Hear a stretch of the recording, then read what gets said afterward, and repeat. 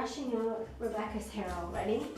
And make sure that you do this step really thoroughly because the tangles are only going to be a problem if you leave them in there. I'm adding dry shampoo. This one is not your mother's. Any kind of dry shampoo will work. Just because for thin hair we want to thicken it up a little bit, and this will give a little coating to all the strands of hair, especially around the hairline, and make them a little thicker and rougher so that they hold the hairstyle a little better, and they'll cover up kind of those spots where the scalp shows through.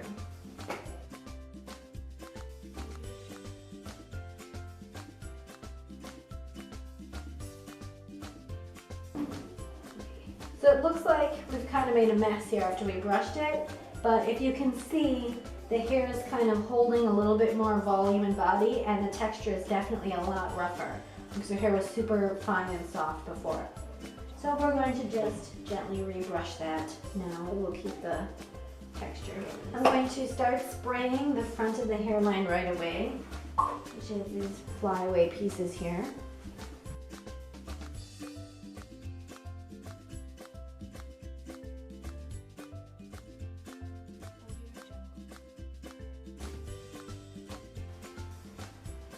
And now we'll start forming the ponytail. You want the ponytail to be directly above the ears. So find your ear, draw a line up. It's really close to the top of the head. It doesn't have to be directly at the very top towards the front, but right up from the ears really is at the top of the head. And it's important to get the ponytail way up there as high as you can, because as you add the bun donut, it kind of expands the size, of course, of the ponytail, and if it's too low, it kind of sticks out the back of their head like a knob. So we need to get it way to the top so that the bun is in a really flattering place.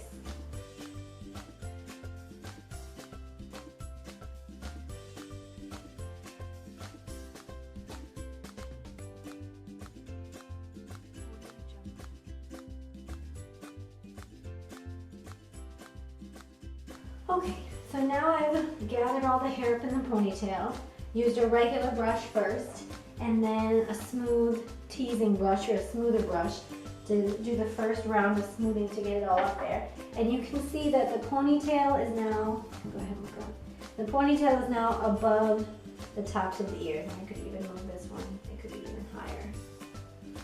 Let's push that forward some. There we go. And now we're going to add the donut. We have two sizes here, and it's a misconception sometimes that the more hair you have, the bigger your donut needs to be. It kind of depends on each individual dancer's hair, because if you have a lot of hair and you put a giant donut inside, the bun is only going to be that much bigger. So try to use the smallest donut you can get away with. For Rebecca, we have this smaller size donut here, but if I put her hair around there, I might notice that her bun is really too small, and that it will look considerably smaller than other people's buns. Hers just kind of ends up in between because she does have long enough hair, but if you have really short hair or really, really thin hair, it might be too small. And I can try it with the larger one and see if the size of that bun looks a little bit better. For the purpose of this video, I'm going to use this larger donut because it looks like it's about an average size. Okay, so I'll take that out and show you. There's this really small size, which makes really small buns. This medium size or this larger. So I'm going to go back now before I put the donut on and smooth up all the sides, and then use bobby pins if I need to, so that all of that extra hair that we brush up is hidden underneath the donut.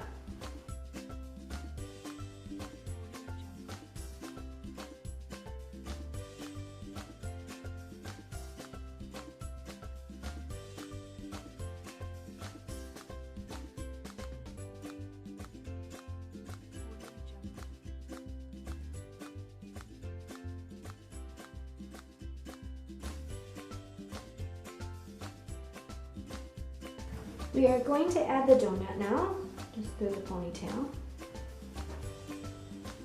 And some people lay the hair out over the donut and then wrap the hair tie over the top and pull the hair around. And that might work depending on the length of hair that you have. I find that if you have longer hair, when you cover it in the wrapper, you have all that hair, especially if it's thick, a lot of hair to wrap around. So for Rebecca's hair, I could do that, but I just happen to like this tucking and folding method better in general. I think that it helps hold the hair better and doesn't show any of the rest. So that's the kind that I'm going to do. So I'm just going to lay it out over evenly. And you see that even though she has thin hair, you can look up a little bit, it still covers this larger donut just fine. And I'm going to start somewhere in the back and wrap and fold the hair underneath the donut as I go. So I'm just going to be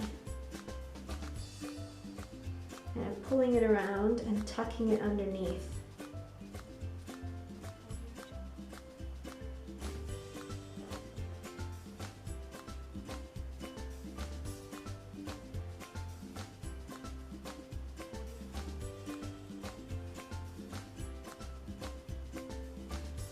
And you can see how that kind of incorporates the remaining hair as we go instead of having to hide it all later.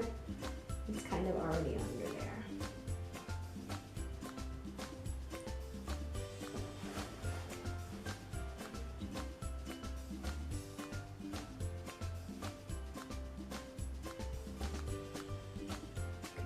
The next step is to start going around and pinning the bun.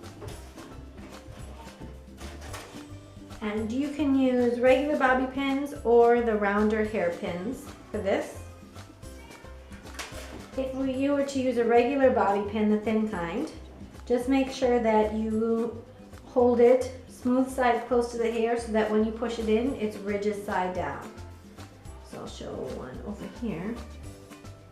Gather some hair from the bun with the smooth side and pick up hair from the scalp with the ridges side and push in horizontally. Same method with the rounder hairpin, bun hair and scalp hair, and then rotate the bottom.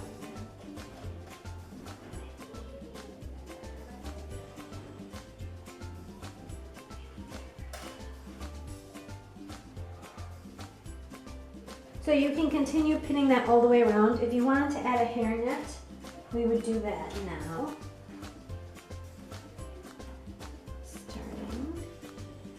Back side, if you're going to double wrap it, take it over the top, cross it back over, cross that back over, and then you can continue pinning bobby pins all the way around with that vertical to horizontal method.